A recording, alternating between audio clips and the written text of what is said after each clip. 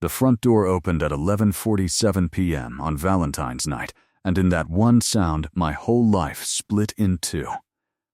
I was still sitting on the couch with the roses she never got to see. The candle burned down to a puddle.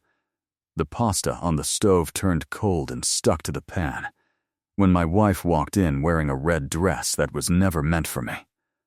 Her mascara was smudged. Her heels were in her hand. Her phone was face down.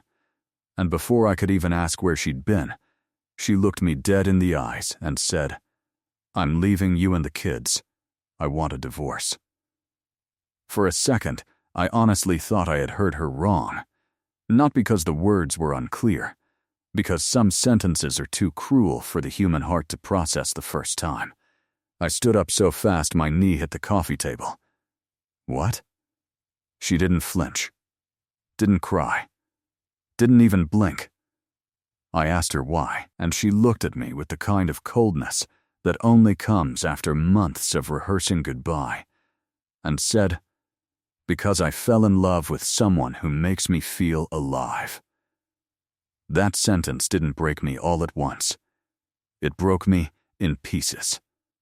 First as a husband, then as a father, then as a man standing in a house he thought was built on love. Upstairs, our kids were asleep. Our daughter Sophie had a pink stuffed rabbit she couldn't sleep without.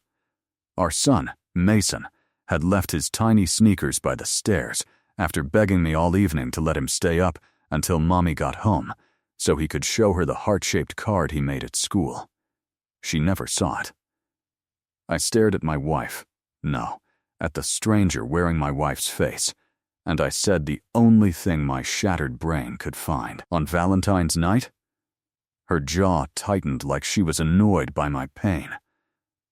"Don't make this harder than it already is, Ethan. Don't make this harder." I almost laughed. Because harder? Harder was explaining to our 6-year-old son why his mother missed bedtime on the one night he kept running to the window to see if her car had pulled in. Harder was watching our 9-year-old daughter carefully fold the drawing she made for her mom, because maybe she's just busy, and I can give it to her tomorrow. Harder was sitting at a dinner table with 3 plates instead of 4, and lying to my children with a smile so they wouldn't feel abandoned before they were even abandoned.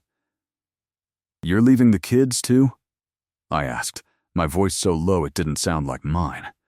She crossed her arms over her chest, defensive, impatient, like I was the obstacle now. "I need space."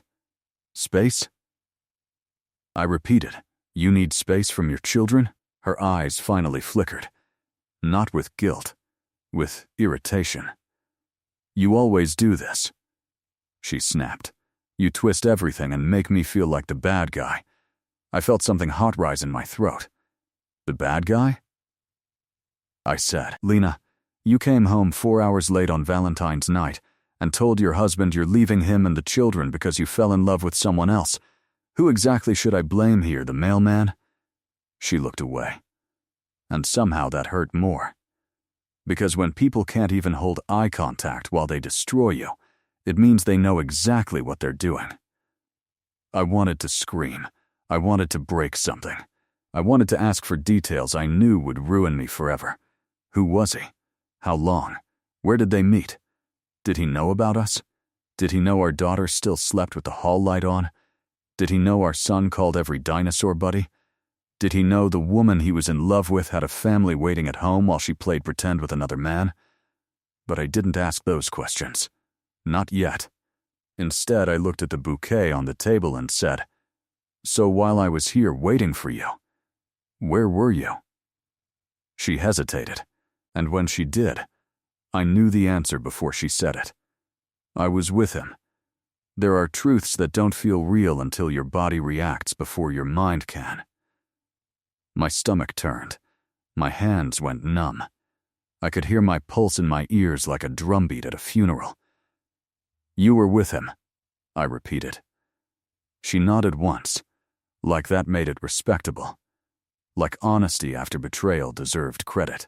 I stepped back from her. Not because I was afraid of what I'd do, because for the first time in 11 years, I didn't recognize the woman standing in my house. Lena Carter was 37 years old. She liked vanilla in her coffee and old black and white movies on rainy Sundays. She used to steal my hoodies and sleep in them when I worked night shifts. She used to leave me notes in the fridge when we were too broke for date nights. She used to reach for my hand in parking lots without even thinking. Or at least, that was the woman I married. The woman in front of me looked polished and distant, and already halfway gone. "How long?" I asked. She exhaled slowly. "A few months." A few months. That phrase is so small, so neat, so unbelievably evil. A few months means fake smiles at breakfast. A few months means kisses goodbye that belong to someone else. A few months means sitting beside your child at a school recital while texting another man under the seat. A few months means every "I'm working late," every "I'm tired," every "not tonight" wasn't distance. It was redirection. "You let me keep loving you," I whispered. She rubbed her forehead. "Ethan, please. I didn't mean for this to happen. Nobody ever means for the knife to go in. They just mean for their own hands to stay clean." I asked who he was.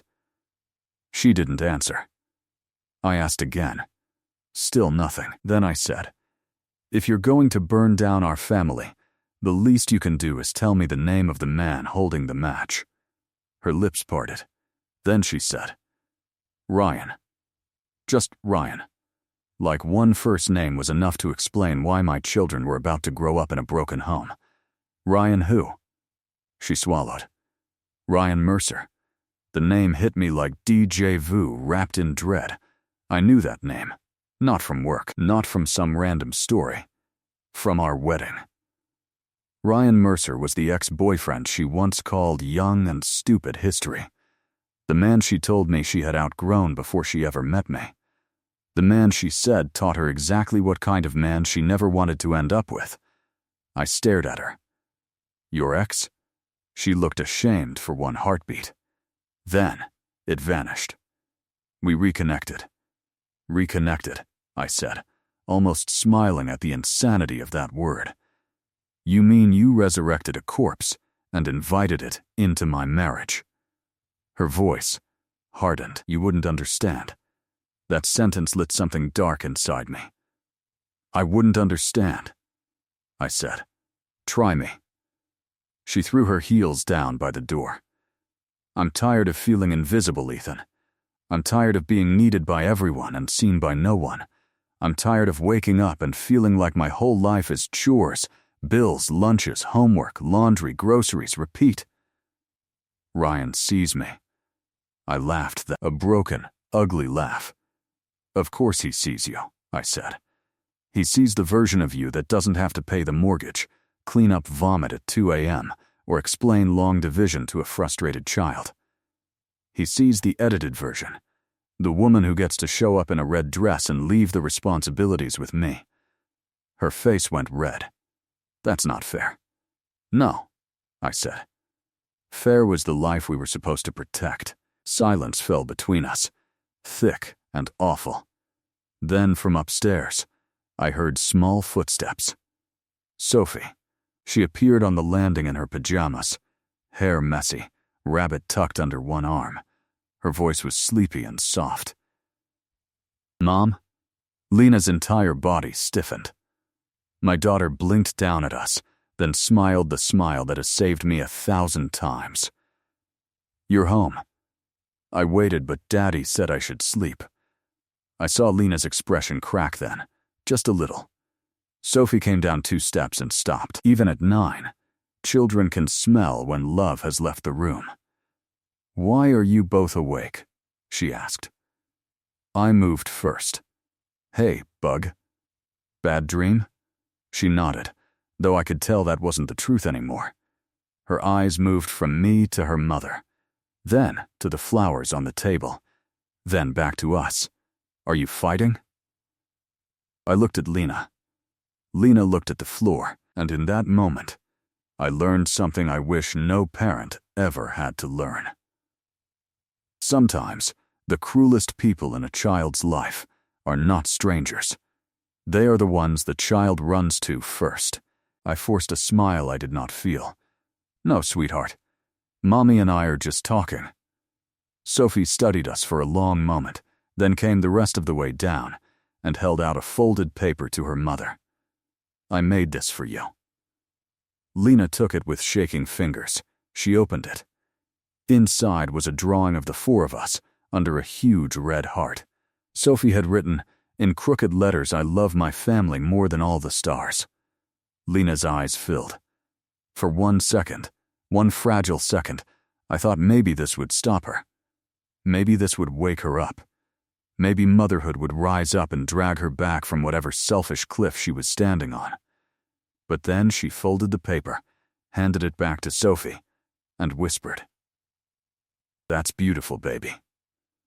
That was it. No apology. No collapse. No, I can't do this. Just a compliment for the funeral card of our family. Sophie looked at her, confused. "Are you leaving again?" Lena opened her mouth, but no words came. So I stepped in. "Go upstairs, sweetheart. I'll tuck you in." She hesitated. "Can Mommy do it?" The room went silent. I looked at Lena. And Lena, God help me, said, "Not tonight." The way Sophie's little face fell is a memory I will carry until I die. Children don't always cry when their hearts break. Sometimes they just go quiet, in a way that changes the temperature of the whole house. She nodded once, clutched the drawing to her chest, and turned around. Halfway up the stairs, she stopped and asked the question that would haunt me for months. Did I do something wrong? I don't know how I kept standing. "No, baby," I said instantly, voice cracking. "No. Never." She disappeared upstairs. I heard her bedroom door close, and whatever respect I had left for my wife left with that sound. I turned to Lena slowly. "If you still walk out after that, then don't ever say this just happened. This is a choice, a deliberate, selfish, devastating choice." Tears slipped down her cheeks now, but they made me angry instead of sympathetic. Because some tears are for the people you hurt, and some are just grief for the consequences finally arriving. She whispered, "I didn't plan for any of this." I stepped closer. "Did you plan the hotel?" Her face froze. There it was. The truth behind her eyes. Not just dinners. Not just texting. Not just emotional cheating wrapped in pretty excuses. Physical. Real. Complete. I felt my chest cave inward. "You slept with him." She started crying harder. "Ethan, you slept with him." She covered her mouth. That was answer enough. I turned away because I couldn't bear the sight of her. I braced both hands on the kitchen counter and tried not to fall apart in front of the woman who had already decided I was disposable. My mind did that horrible thing minds do in moments like that. It started building pictures I never asked for. Her dress on a hotel floor. Her laugh in a room I never saw. The same lips that kissed our children goodnight sang another man's name. My wedding ring felt like it was burning my skin. How many times? I don't know. I spun around. You don't know? It wasn't about counting. I stared at her, stunned by the audacity. "Of course not," I said quietly. "For you it was romance. For me it's body count on a marriage certificate." She sank into the armchair and cried. I wish I could tell you that seeing her cry softened me. It didn't. Because heartbreak is one thing, humiliation is another, and infidelity doesn't just break trust. It takes your memories hostage. Every anniversary becomes a question mark. Every late arrival becomes evidence. Every compliment becomes suspicious. Every soft moment becomes contaminated. I went upstairs and tucked Sophie into bed. She pretended to be asleep, but when I kissed her forehead, her eyelashes were wet. Then I checked on Mason. He was curled on his side with the little handmade Valentine card still beside him on the pillow. On the front, in blue crayon, he had written, "To Mom, you are my first Valentine." I had to leave the room because I couldn't breathe. When I came back downstairs, Lena had packed one suitcase. Just one. That detail enraged me more than I can explain, because one suitcase means she had already prepared the rest in her mind. One suitcase means she didn't see this as a family being destroyed. She saw it as a transition. An inconvenience. An exit. "You planned this," I said. She wiped her face. "I didn't know if I'd go through with it. But you packed." She said nothing. I looked at the bag, then at her. "Does he know you're leaving your kids tonight?" She whispered. "He said, I deserve happiness." I nodded slowly. "Then," I said, "a man who helps a mother abandon her sleeping children on Valentine's night is not offering happiness. He's offering anesthesia." Her face twisted. "You want everything to be black and white." "No," I said. "I want loyalty to mean something." She stood, grabbed the suitcase handle, and for the first time all night I saw real fear in her face. Not fear of me, fear of what she was becoming. "I'm sorry," she whispered. I walked to the front door and opened it. Cold February air rushed in. "Then leave," I said. "But understand this. When our children ask where you were the night you broke this family, I will not lie for you." She stared at me. Maybe she expected begging. Maybe she expected bargaining. Maybe she expected the weak, desperate version of a betrayed husband she had rehearsed in her head. What she got was a man too wounded to kneel. She stepped onto the porch. Then she turned back. I never wanted to hurt them. I looked at her like she was a stranger speaking a language I no longer believed in. "And yet," I said, "you aimed anyway." Then, she left. Her car backed out slowly, red taillights fading into the dark, like the last trace of a life I had spent 11 years building. I stood there until the porch light shut off automatically, and the house went black around me. That was the night my marriage ended, but it was not the night my story did. The next morning, Mason woke up asking where Mommy was. I had rehearsed an answer in my head all night, but none of those sentences survived the look in his eyes. "Did she go to work?" he asked.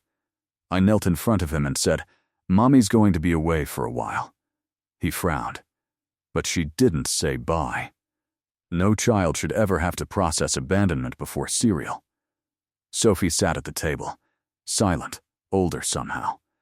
She pushed her pancakes around with a fork and said nothing until Mason left to get his shoes. Then she looked at me and asked, "Is Mom leaving us because of another person?" I froze. "Nobody said that to you." She stared at her plate. I heard enough. Sometimes children don't need the full conversation. They only need the fracture in your voice. I reached for her hand. "None of this is your fault." She nodded, but not because she believed me. Because children learn early that adults repeat that line when they know the wound is going to last. The next few weeks were hell wearing ordinary clothes. Lena moved into an apartment across town. At first, she called often, then less, then mostly to discuss logistics. School pickup. Dentist appointments. Clothes. Weekends. The woman who once cried because Mason scraped his knee on a bike ride was now speaking about custody calendars like she was booking conference rooms. I found out more than I wanted to. Ryan wasn't just back in her life. He was the center of it. He was divorced. Charming. Self-employed. No children. The kind of man who could offer spontaneous weekends and expensive restaurants because he had never spent a night sitting beside a feverish child counting breaths until sunrise. And apparently, that freedom looked like love to a woman drowning in responsibility. Friends started choosing their sides in quiet ways. Some stopped calling me because betrayal makes people uncomfortable when they can't package it neatly. Some reached out to her because they mistook honesty for bravery. A few, the rare and sacred few, stayed close enough to witness what grief really looks like when the person who broke your heart still shares your children's last name. I won't lie to you, I fell apart. Not publicly, not dramatically, but in the private, humiliating ways no one films. I cried in the garage so the kids wouldn't hear me. I stood in grocery store aisles, staring at things she used to buy, and forgot why I was there. I slept on one side of the bed for months, because even pain has muscle memory. There were nights I hated her. There were mornings I missed her. There were afternoons I hated myself for missing her. That's the ugliest part of betrayal. The person who wounds you is often still the person your heart is trained to reach for. Then came Sophie's birthday. Lena promised she'd be there at 2. At 2:15, no sign of her. At 2:40, Sophie stopped checking the window. At 3:05, my daughter smiled at her friends while opening gifts with the brave, careful face of a child learning how to be disappointed politely. Lena arrived at 4:12. With Ryan. She brought Ryan to my daughter's birthday party. I still don't know what stopped me from throwing him off the porch. Maybe it was the kids. Maybe it was shock. Maybe it was the way Sophie looked at her mother. Not excited. Not relieved. Just wounded in a way no 9-year-old should know how to be. Lena walked in holding a gift bag and acting like lateness was the offense. Ryan stood behind her with a smile so painfully inappropriate, I understood something in an instant. Some people don't enter broken homes as villains. They enter like tourists. Curious. Comfortable. Detached from the wreckage under their feet. Sophie didn't hug her, didn't even move. She just asked, "Why did you bring him?" The whole room went still. Lena stammered. "Sweetheart," I thought, "you always think about what you want," Sophie said. That line came from nowhere and everywhere. From late nights, from unanswered calls, from school events missed, from a child learning too early that being loved by someone doesn't mean being prioritized by them. Lena started crying. Again, Ryan looked awkward. "Good." I stepped between them and said, "You need to leave." Lena whispered, "It's her birthday." I looked her straight in the eyes. Exactly. She left with Ryan 2 minutes later. That night, after all the guests were gone, Sophie sat on the edge of her bed, holding the necklace I had bought her, and asked me something that aged me 10 years. "Dad, when somebody lies for a long time, do they still love you?" I sat beside her, and for a moment I couldn't answer, because adults spend their whole lives trying to answer that one. Finally I said, "Sometimes people love you the best way they know how, but sometimes the way they know how is broken." She looked down. "So Mom is broken?" I swallowed hard. Mom made broken choices. That was the line I tried to live by. Not because Lena deserved protection, but because my children deserved at least one parent who didn't hand them bitterness as inheritance. Months passed. Court dates. Paperwork. Mediation. Holidays divided like war maps. Lena seemed happy from a distance. Social media said she was finding herself. There were beach photos, wine glasses, smiles that looked expensive and empty. I blocked it all. Not because I was weak, because healing is impossible when you keep checking the wound. And slowly, something unexpected happened. The house got lighter. Not happier right away, but calmer. No tension humming under the walls, no fake affection, no emotional guessing games, just truth. Painful truth, yes, but truth has oxygen in it. Mason started laughing loudly again. Sophie started drawing hearts without crossing them out. We made Friday pizza nights, blanket forts, pancakes for dinner, Saturday morning walks. I learned how to braid hair badly and listen better. I learned that single parenthood is exhausting, holy work. I learned that sometimes surviving betrayal doesn't look like revenge. Sometimes it looks like packing school lunches with swollen eyes and still making them smile. Then, almost a year after Valentine's night, Lena called me at 1:18 a.m. I almost didn't answer. But co-parenting rewires your nervous system. A late call from the other parent always feels like danger. I picked up. She was crying so hard I could barely understand her. Ryan had cheated on her. Not emotionally. Not maybe.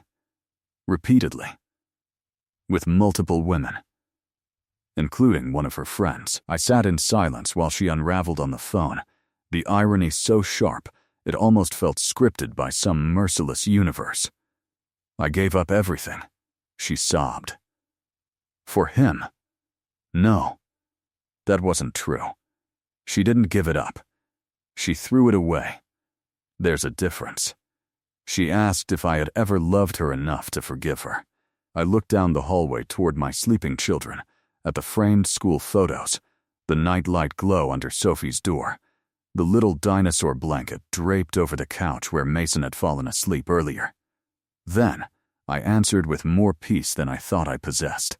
I loved you enough to stay faithful when life got hard. She cried harder. I made a mistake, she whispered, and that was when I finally understood the deepest insult of infidelity. Cheaters call devastation a mistake because the word choice protects their reflection. A mistake is forgetting milk at the store. A mistake is sending a text to the wrong person. A mistake is not an affair measured in months, lies, hotel rooms, and abandoned children. That wasn't a mistake, Lena, I said quietly. That was a series of choices, and now you're living inside them. She asked if there was any chance for us. The old version of me would have broken hearing that. The broken version of me would have celebrated it. But the healed version? He just felt sad. Sad for the woman she had become. Sad for the family she traded away. Sad for the children who would one day understand all of it. I hope you become someone our kids can trust again, I said. But no, there's no chance for us. She whispered my name.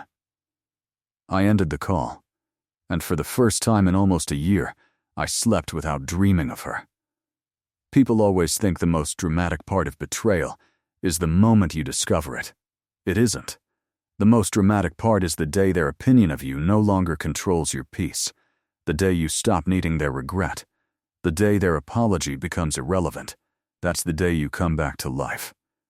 2 years later, on another Valentine's night, I stood in the kitchen, helping Mason cut strawberries into crooked heart shapes, while Sophie, now taller and tougher, and somehow still tender, taped handmade decorations to the cabinets. "Who are these for?" I asked. Sophie grinned. "Us." Mason lifted one up proudly. "Family Valentine's dinner." I smiled so hard it hurt. Not the old hurt. The good kind. The kind that reminds you what survived. We ordered takeout. Burned the garlic bread. Laughed too loudly.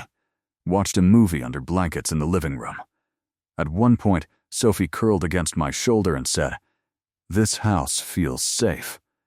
I don't know if she understood what that sentence meant to me. Maybe she did.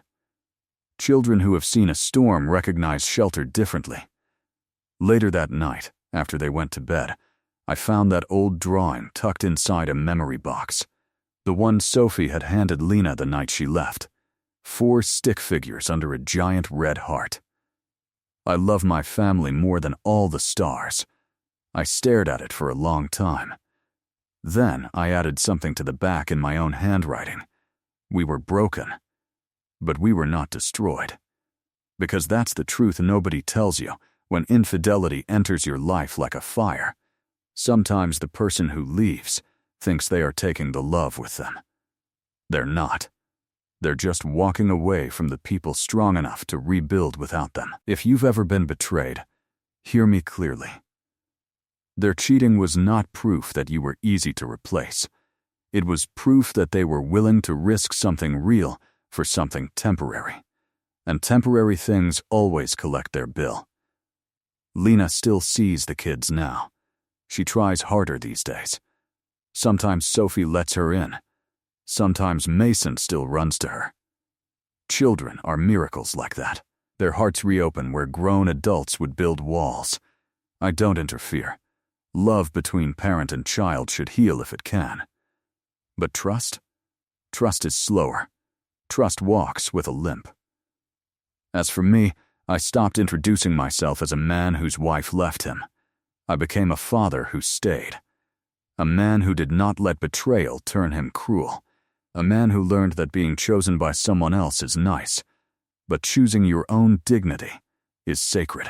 So if you're wondering what happened after my wife came home late on Valentine's night, looked me in the eye, and said she was leaving me and the kids for another man, here's what happened. She lost the only people who ever loved her without conditions. My children lost the illusion that mothers always stay. And I lost the woman I thought I married. But in losing her, I found something she could never take from me. My self-respect, my clarity, my children's trust, my peace. And if you ask me what hurt the most, it wasn't the affair, it wasn't the lies, it wasn't even the divorce. It was hearing my daughter ask if she had done something wrong just because her mother wanted someone else.